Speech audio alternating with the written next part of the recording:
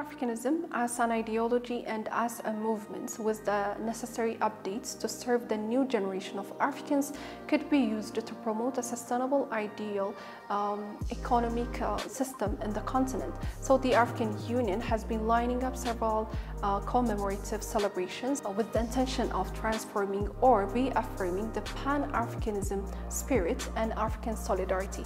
In a bit to that, the African Union can be traced to the Pan-Africanism vision and to Pan-Africanism movement.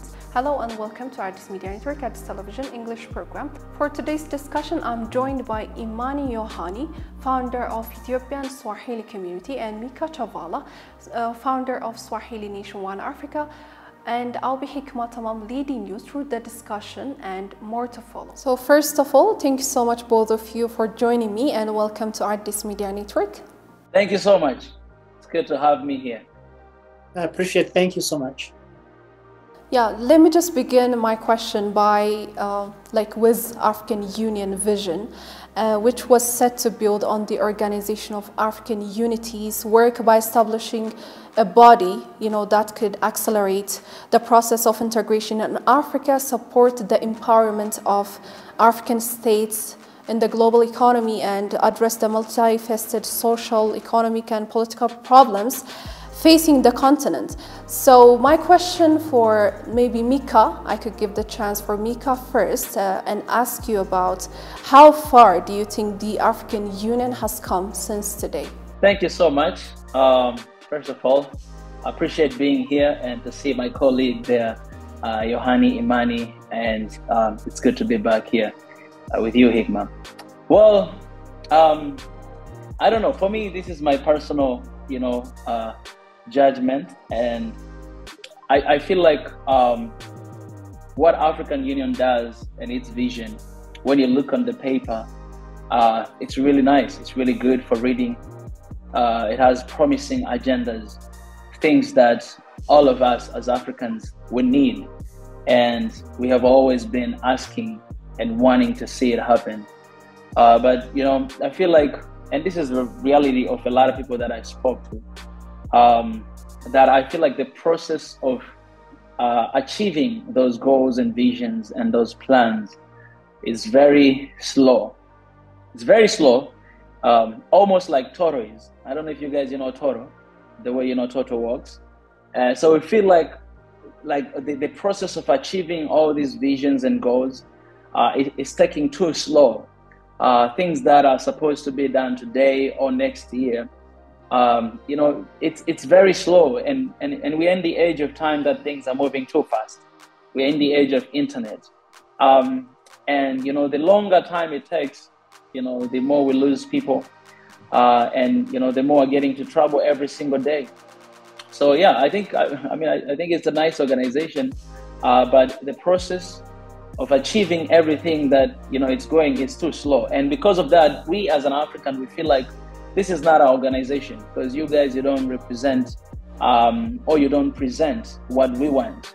Because if you're an organization like an AU, you need to be there for, it's African Union, you need to be there for Africans, right? And you need to listen to what Africans are saying, what they want, not just to do whatever you want to do. No, there are priorities, there are things that us as Africans we want right now and right here. Like when you talk about unity, it's something that we don't need tomorrow or after 10 years, we want it right now, right here. Or African transport, it's something that we need right now, right here. But things is taking too slow, and it becomes more political than action-oriented organization. And I think that's what hurts a lot of people like me and the rest of African youth. Yohani, my question for you is going to be, so we know that on the African Union there are like 55 member states, and Ethiopia is selected or known to be one of the most influential African country to the formation of the African Union and the Pan-Africanism as well. It played a role somehow in the formation and how it is like today. So what do you have to say on this? Well, thank you so much again. My name is Imani Yohani Paulo. I'm a Swahili advocate for Africa and being specifically for Ethiopia, and I'm currently live here in Addis Ababa, Ethiopia. And for your question, Yeah, definitely. I think the Africans in Africa or at home and there abroad, we do recognize the role of Ethiopia for the creation of African Union and for the implementation of a lot of the policies that African Union stand for. Now, as the preview gentleman Mika Chavara said, I think African Union obviously have been ineffective in many areas. For that reason, a lot of people don't have a lot of trust and hope in African Union. And for that reason, also we put blame on Ethiopia. For instance, I believe it's 2 years ago, if I'm not mistaken, 1 year and a half, the president of Chad was assassinated, and African Union headquarters is here in Addis Ababa, and the chairman of African Union, Musa Faki, he's from Chad, but he could not actually figure out, or there was nothing pretty much African Union said about it at all. So he was assassinated and it's finished. So the blame again comes back to Ethiopia, because if you are the one to give birth to the baby, and then the baby is not good, is not delivering the promises, we put blame on Ethiopia. I can possibly say that, but also I think that it has been a successful, good campaign for Ethiopia to maintain and to keep African Union headquarters here in Addis Ababa, Ethiopia. Thank you.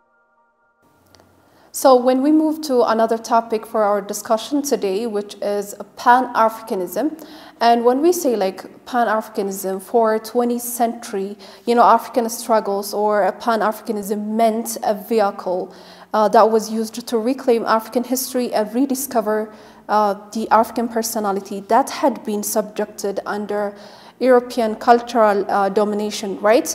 So the Pan-Africanism state as the means to achieve global Black liberation. There is still, many people believe there is still a need to unite. Mika, what could be the challenges for the Pan-Africanism vision and its process, especially in the 21st century? Well, I appreciate that. That's a wonderful question. I think you've done a really good job preparing these questions. Actually, to be honest, Pan-Africanism, it started a long time ago, and where it is today, for me, I'm not yet satisfied, because back in the days, I always say this, that they didn't have internet, they didn't have, all this stuff, all this blessing that we have today, that we could take advantage of the system we have today to make things go really fast. Because today, I could just turn on my camera and talk to the thousands of Africans all across the world, to share my ideas, like what we always do in Swahili Nation. So I think the challenges that we have right now, one of the biggest challenge, I think, is knowledge. My people are perished because of lack of knowledge is one of the very scripture I like to use most of the time. The knowledge of understanding who we are and the knowledge to understand other African countries. Today, you find Africans who do not even know where Chad is on the African map, who do not even know what is the main dish in Tanzania. It's not your country, but at least when we have a knowledge about each other, when we have knowledge about different countries in Africa, that's one of the ways that it will help us to actually be connected. Because most of the time, people, when they find something they have in common, then they come together. They'll be like, oh, you like swimming? I love swimming too. Let's go to swim. You know what I'm saying? Oh, you guys dance like this? Oh, I dance like this. Oh, let's make some TikTok videos. So we don't really find that commonality that we have with one another, but instead, what we focus on the differences that we have, because we don't spend enough time to learn about each other. I remember when I started to learn about Ethiopia 3 years ago, I didn't know anything, but after I started to learn some stuff, man, I fell in love with the country. Not only Ethiopia, there's Somalia, there's Kenya, there's South Africa. I began to fall in love because I saw myself fitting into the culture of those certain countries. And that's why the vision of One Africa began. So I think that is the biggest problem we have today. And how can we solve it? I think it's very simple. We should start learning about each other. Our government should open up the borders so that we could travel in one African country to another country to learn, to explore, all right, to travel, to do domestic tourism, just to go here and there to see how things are being done in other countries in Africa. But there's too many restrictions. And because of that, we cannot really achieve the vision of Pan-Africanism because there's too many restrictions. If you want to liberate black people, Africans, then you need to give them a way to do that. You need to open up the borders for them to be able to achieve that vision. But you know, right now I feel like we are really pretending that, okay, we want Africa's unit, but then we don't open the borders. How is that going to happen? We want our people to become one, but you know, we still compete with one another. Negative competition, you know, that is not really like pushing us forward, but is separating us, you know, from one country to another country. We say we want us to be one, but you know, we still cannot do business in your country. Today, if I come there, I need to pay a lot of money to do business. Or if you come to my country, you need to pay huge amount of money to do business in my country. As a result, we only have foreigners, you know, do business in our countries. But as Africans, you should be able to go to your country and to do something, you know, to contribute to your economy and to the economies of Africa as well. So I think these are a few challenges that we have, knowledge and all these restrictions that are still imposed by the government. And then you ask yourself that, do you really need Africa's unity or you don't? Do you really fight for Pan-Africanism or you don't? Because you cannot say one thing and do another thing. That is actually blocking the unity of Africa to happen as soon as possible. So Imani, do you have any other reflection on this other than what Mika said? What could be the challenge for the Pan-Africanism in 21st century? There is possibly 3 or 4 my concern when it comes to Pan-Africanism, but I will just tell you 2 only. The first one is the fact that Africans do not understand or know the true definition of Pan-Africanism or Pan-African. One is that a lot of people think it's just some political movement, but that's not true. It's people-based movement that intended to bring Africans together with the intention of United States of Africa. Let me repeat this one more time because I know some people do not get this. Pan-Africa is United States of Africa. There is no other things around it, according to Kwame Nkrumah and the founder of Pan-Africanism, Marcos Messiah Garvey. So that is number 1. So if anyone is now working towards United States of Africa, you definitely are not working towards Pan-Africanism. So that is number 1. Number 2 is the fact that Pan-Africanism has been a fading movement. So there is no protection for whatsoever to protect Pan-Africanism or Pan-African people, such as Thomas Sankara, Kwame Nkrumah was overthrown, Patrice Lumumba was assassinated, Muammar Gaddafi was assassinated in very, very bad shape. So the Pan-Africanism does not have anyhow or any means of protecting its own people or its own member of states. And then it comes to also the conflict between countries, the member of Africa or African Union, and ethnic conflicts and religions and so on. So those are possibly the danger of the future of Pan-Africanism. That's great. That's a really good insight from you, Imani. Now, to continue with my question, so the previous point of views on the Africa rising narrative, you know, naturally rise the 2 important questions. You see, there is like, are the changes taking place on the continent transformative and sustainable? And also the other question would be, how exactly Pan-Africanism would present opportunities to its people, to its African people? So let me just head this question to Mika. What do you think? Honestly, when I think about change personally, I think we have a big challenge. Because in Africa, I think what we need the change of our mindset. And this is not just in Africa, but wherever you go, where you see Black community, I think there's a big need to have a different way that we think. You find a way system that, I always say this, that the system was never created for Black people, but we cannot dwell on that because we need to take advantage of that and to change the way we think, our mindset. We say in Swahili Nation to like decolonization of our mind, because I think that's where is the problem. Like I would rather have a expensive car or expensive chains and all those stuff, you know, and I'm not really thinking about owning land or owning businesses or like having the real ownership on the land. So you find a lot of African countries, we only have foreigners who are owning our lands, who are owning our companies, owning our businesses, and we work in our own country, just like the old days, just like the slavery time of slavery. We had our own farms, and then you have this one colonizer, you know, holding a stick, and you're actually farming in your own farm, but for someone else, and you don't get nothing. And that's what is happening today, but in just a different way. Like you get a salary, but a very little amount of salary. So I think the first thing that the change has to be brought with this Pan-Africanism idea. It doesn't matter. For example, for me, I never label myself as a Pan-Africanist because I just love calling myself African and standing for Africa and standing for Africa's unity. So if people call me that, I'll be like, oh, it's okay. I guess it's a good thing. But I think the change that needs to happen, even through this, you know, Pan-Africanism, you know, ideology, but also so many things, is the change of mindset to understand that it's the time for Africans to own land.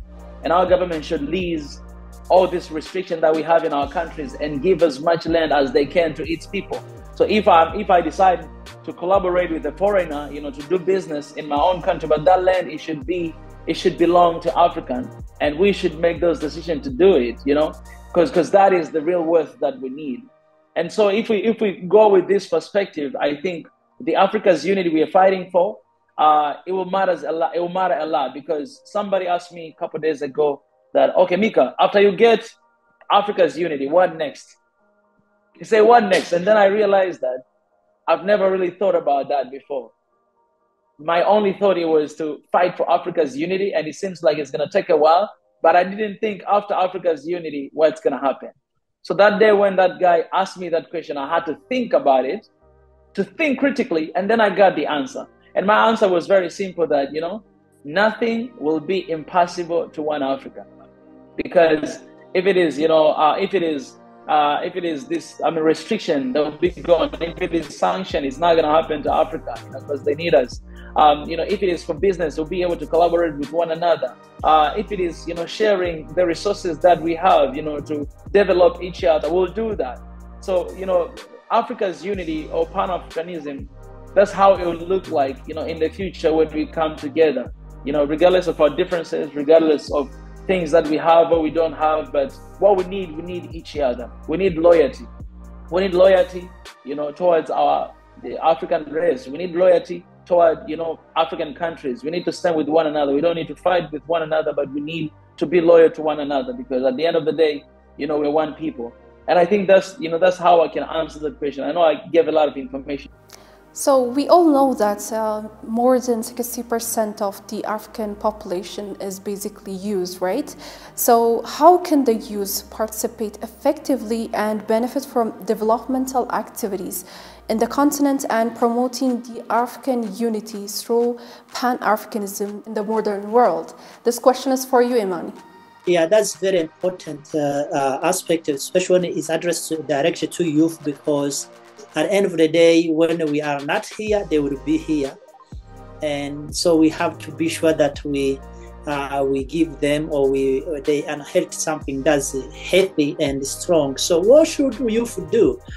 One is that when it comes to the youth, and in fact all African people, we have two issues of colonization that we are fighting. Kwame Nkrumah, he called this in 1963 neo-colonialism, but I call that super colonialism, because it's that the one that you don't see, you don't get to see that you've been colonized. We need to make sure that our they get a good education, or they get education. But obviously our curriculum is colonial master leftover curriculum. So if we have to liberate our children economically, our youth people, we must educate them. The reason why our youth people are not even involved in Pan-Africanism and the movement of peace, or to protect Africa, or to even develop Africa, rather than to watch Manchester and Barcelona and all those video games stuff you see going on, and violence and so on, is because they are not educationally decolonized. Our children are still colonized in our school classes. They are brainwashed with the what I can possibly call white supremacy or the Western way of thinking in our culture, in our behavior with our student or our youth people. So the best thing, I think, in my opinion, this is my opinion though, or maybe we need to figure out what kind of curriculum as African or Pan-African we should have. I 100% believe that and know. In fact, I check even Addis or university, there is nothing talks about Pan-Africanism in Addis University school curriculum. There is nothing like that. Even here in Ethiopia too, even in Ghana or even in Tanzania or South Africa or Gambia, none of our countries have anything that is towards Pan-Africanism or to tell people about Africa as young people. So, but in our schools there is a Chinese lesson. There is how to get a free, how do you call that, a free scholarship, how to get a, whatever it is that will take you to go to study outside of Africa, and then, you know, come and start to almost disrespect Africa. So I think we must come up with some kind of curriculum to maintain or to keep our youth people, because if we don't do, they were gonna be brainwashed on maybe social media or somewhere, and then they're gonna be the threat to our future. Mika, this is for you. As a youth, like, how do you plan to promote the African Union and Pan-Africanism in general to the young people? All right, so one thing about youth that you need to understand. Youth, we have passion. Youth, we have speed. Youth, we have strength. And youth, we have a long-term vision. Because we think about tomorrow, we think about our kids, we think about this world that we're living today. And on the other side, one thing about older people, they have wisdom. They think about when to retire and whether to move from the city to go to the countryside where the breeze and everything are running. And also they think about, you know, writing inheritance to their kids and where to be buried. That's the reality of the world we're living today. Why am I saying this? Because in Africa, you say an area that more than 60% population of Africa are youth.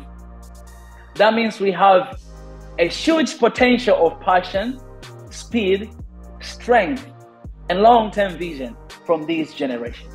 Today, when you speak to youth, you'll be amazed how they think. And one day I tweeted and I say, give youth a chance and you'll see what they will do. They'll prove you wrong. A lot of leaders in Africa, or a lot of youth that are in the leadership, they're doing tremendous things across Africa, even in the world as well. I'm not saying that they're not making mistakes, and that's why we need older people as well to be there for wisdom and guidance. But people that are supposed to call shots right now in Africa, they're supposed to be youth. And so for me, my calling and my purpose is to promote one Africa in our generation, is to have one Africa in our generation. And whenever I meet with the youth, because those are, that's a huge amount of people who are following me are youth, I always tell them that guys, we have passion, we have speed, we have strength, and we need to think about the long-term vision. How can we achieve this today for the sake of tomorrow? And so that's the same agenda even when, you know, we went to AU, because we told them that you guys have a vision for 2063, but why not 2023?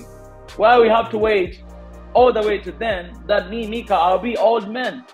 And then we'll achieve one Africa in 2063 when I'm old man, I have like grandchildren, and I'm thinking where to be buried at that age. No, I want it to happen today so that we start enjoying traveling across the continent of Africa today. And so if you old people, you see that is impossible to happen, give the job to young people, because we have speed, we have passion, we have strength, and also we have long-term vision we're thinking about. Give us that for us to do it. Okay, we are asking a lot. That's why it's not a time to ask about position or all those kind of things anymore. No, we're taking matters in our own hands, and that's why we're coming with the organizations, with the idea to unite people. Just recently, us, Swahili Nation, we decided to open different teams across the continent. The reason why, so that we can bring all this youth together and demand change in our certain countries.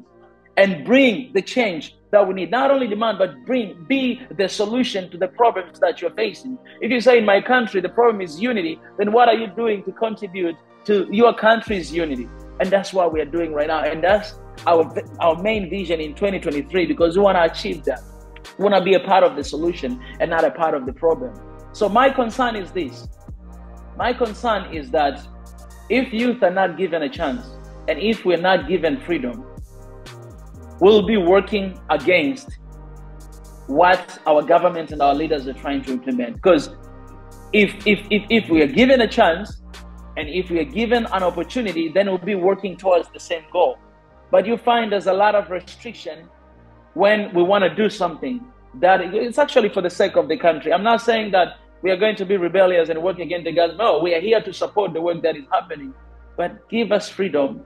Give us that a way. Show us the way, to do it. Give us those environment for us to do it.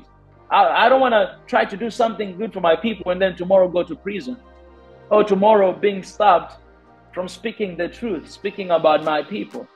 So I think there's a very fine line, and there's an importance for us to do what we want to do, to be given that freedom freely to do what we want to do without crossing the line or breaking the law. But at the same time, on the side of the government, you really need to understand this 21st century, and you really need to look at the youth in different eyes, because we are working and we want to see change today, not tomorrow, right now, right here. Yeah, I believe that too. So, as we know, the 36th Ordinary Session of the African Union Heads of State and Government will be conducted on the 80th to 90th of February 2023. So, as far as we know, or as far as I know, basically, there will be like evaluation on the ongoing implementation of Agenda 2063, which Mika, you were also talking about the implementation of the Agenda 2063. And also, there will be discussions on how to accelerate the Africa Continental Free Trade Area, and many other developmental activities will be discussed in the summit. So let me just move this question to Imani. What could be your prospects about the upcoming African Union Summit? That's a very, very interesting point of view. As Mika mentioned about the youth and African Union. By the way, me personally, I barely believe that African Union will be able to accomplish any of those goals, even though it's there. So that's why maybe they put there in 63, because they know that they will not be there, so we can hold them accountable for that. So on behalf of, in terms of the area of African Continental Free Trade Area, I don't think that's even something accomplishable in Africa today, or even in 63, 2063. Why? Because the the word trade means to buy and sell, and there is no language to buy and sell in that. So African Union has not laid out or laid down which language in African Continental Free Trade Area would be used. There is not. There is no budget for Swahili. We are advocating Swahili in our own. They're not interested, in fact, in that. Last time I went to African Union and I was asking them, why don't you teach your employees Kiswahili? And listen to this, you were asking about youth having a chance to participate in African Union. There is nothing such like that. Because African Union contributors are countries. It's not individuals who can contribute. So they told me that your idea or your vision is very good. However, we do not accept contributions from individuals. It has to come from a country. It has to be, because African Union is a state members, it's not individuals members. And youth, in order to participate in African Union, you must be sent by the government. You cannot just be a youth. Yeah, you cannot just be a youth and then maybe, let's say like Mikachavara, your country does not maybe want you to go there and you think you're going to present even if you have the best vision for African Union itself, your point of view or your contribution is gonna stay outside of African Union. So that's why I'm saying that I don't think African Union will be able to accomplish whatever they are talking about. They have not accomplished much from the beginning since 1963. The only thing they were able to accomplish is to decolonize Africa, which we give you credit to that. But also the neo-colonialism, they were not able to fight that. The ethnic conflicts in Africa, the division between West and East, French colonized and British colonized, and the other one Anglophone and whatever Sophrophones and phones. Later on, we're going to have a China phone maybe. So it has been increasing and growing. Division between countries and countries was increasing. So I don't have a lot of hope in African Union. But if there is anything, I think they need to open door to youth people independently. So anyone who, as a youth people, who are independent, let's say like a young person from Gambia, he wants to contribute to African Union. He should be accepted not based on will him come from Gambia, no, based on him individual to contribute, because that's the basic how African Union and the Pan-African movement was started. It was not started by governments, it was started by individuals. Marcos Garvey did not present any country. Williams of Trinidad Tobago was not presenting any country. Kwame Nkrumah, he was not presenting any country when he was in Manchester, England, in Pan-African Congress. So I think that is one of the things. Now, another thing I want to point out is that we talk about youth, but we also don't talk about even the youth in diaspora who are not on motherland, who are not in Africa. What is the space for African diaspora in African Union? There is nothing. We are talking about developing Africa. In fact, even Pan-Africanism is not Ethiopian, it's not Ghanaian, it's not South African, it's not Tanzanian idea. It's Pan-African is a diaspora idea. It comes from outside of Africa to Africa, and we embrace that because it's good for us. So until when youth people outside of Africa and mature people or older people outside of Africa have something to contribute to Pan-Africanism inside African Union, I don't think we're going to be able to accomplish much. We will not be able to do that because obviously we lack of means of communication. Thank you so much. Mika, due to time, I think I'm just going to give you the chance one last time, and I'm going to ask you a question. I talked about like something on the 36th ordinary session of the African Union upcoming on February. And I wanted to ask you, like, how do you anticipate and perceive the last summit which was held by the African Union, and what could be, again, your prospect for this one? I'll be very brutally honest with you that I think one thing that I've realized is agendas, they're always the same. Every single year. There's no new agenda of African Union. You know why I'm saying that? Their vision and the agenda is for 2063. So every single meeting of African Union from now all the way to 2063, it will be the same thing. You understand? The only thing will change maybe after 2063, after they accomplish all the agenda, then they start talking about something else. So I think what has to be done is the shift of perspective. And that is not just talking about these agendas, because we know agendas. We don't have to talk about it. You can see online, you can download it. No, but we should talk about how to implement them. When can we implement them? So the problem that we have with 2063 is because it's too long. When are you going to implement them? But if it's next year, you're going to be working day and night today to make it happen tomorrow. So for me, basically, I'll tell you the truth. I feel like sometimes it's useless. I think it's just spending country's money because you're going there and you talk about the same things that will happen in 2063. There's no use of that. Well, then just have a Zoom meeting and talk about them, because that could be better. But if we are meeting, then it should be a meeting for us to actually act, to actually do. One thing Imani, he said it very perfectly, is that this organization right now is for government. People who are meeting there are presidents. They'll go and meet there and just special people from the government. What about the ordinary folk? This is the organization that needs to touch everybody from the bottom up. But today, if you're just a normal person, you're going to African Union headquarters, you're not even going to allow to enter that place without ID, without a specific invitation. I've been in that building, and when I went there, I gotta tell you that when I went there, just like Imani said, the youth summit that it was there, all those youth that came last year, they were selected by the presidents of their countries. So I was the only youth that I went there, that I went there not because of the invitation of the president, because I was invited with the organizer that, hey, come there.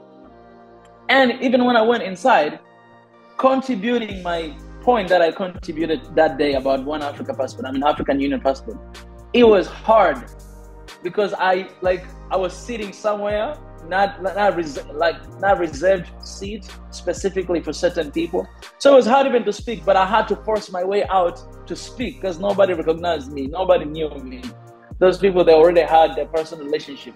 Why I'm saying this? I'm saying this because it's the time for African Union to break down all this bureaucracy and the way that it is, and to start working for the people. For me, I want to say, man, all those visions they have, they can actually use young people like us.